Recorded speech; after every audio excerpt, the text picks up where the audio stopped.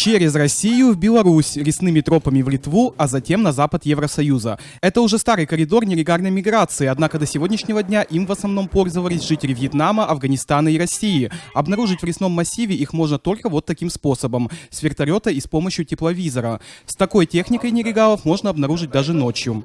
Сегодня мы ежедневно сталкиваемся с этим транзитом, которому уже не один год. Через территорию нашей страны со стороны востока на запад доминируют жители Вьетнама и Российской Федерации. Не только через Литву, также через Латвию и Эстонию. Со стороны юга также зафиксировано несколько попыток пробраться в страны Скандинавии через Польшу и Литву. Наблюдая за тем, что происходит в Евросоюзе, мы не исключаем возможности, что эти потоки беженцев могут пройти через наш регион. По квоте расселения беженцев в странах ЕС в Литву пока прибыло 6 мигрантов. Молодая пара сирийцев и вот эта семья из 4 человек из Ирака. Они уже успели подать в суд против Литвы, поскольку миграционная служба республики наделила беженцев временным статусом, который можно пересмотреть через 2 года. Всего в Литву по квотам ЕС должно за 2 года прибыть 1105 мигрантов из Северной Африки и стран Ближнего Востока. Однако в Вильнюсе не исключает, что беженцев может быть намного больше. В Литве охраняют 3 границы. Границу с Белоруссией, с Россией и аэропорты. Остальные границы, принадлежащие зоне Шенгена, особо охранять не нужно, но пограничники готовы. Если у этих границ появятся большие потоки мигрантов, то, конечно, будет усилен пограничный контроль. Такой возможный сценарий пограничные службы рассматривают.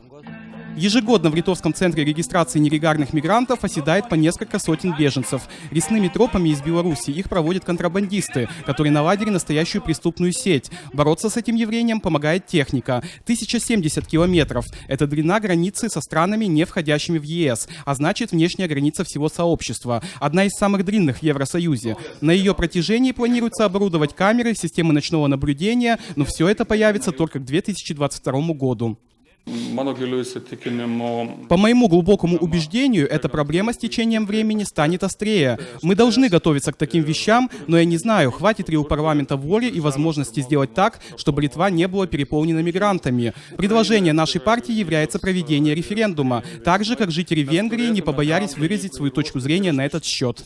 Такие антииммигрантские настроения среди политиков в Литве достаточно распространены. После терактов в Брюсселе они только обострились. Денис Тарасенко, «Настоящее время», Вильнюс, Литва.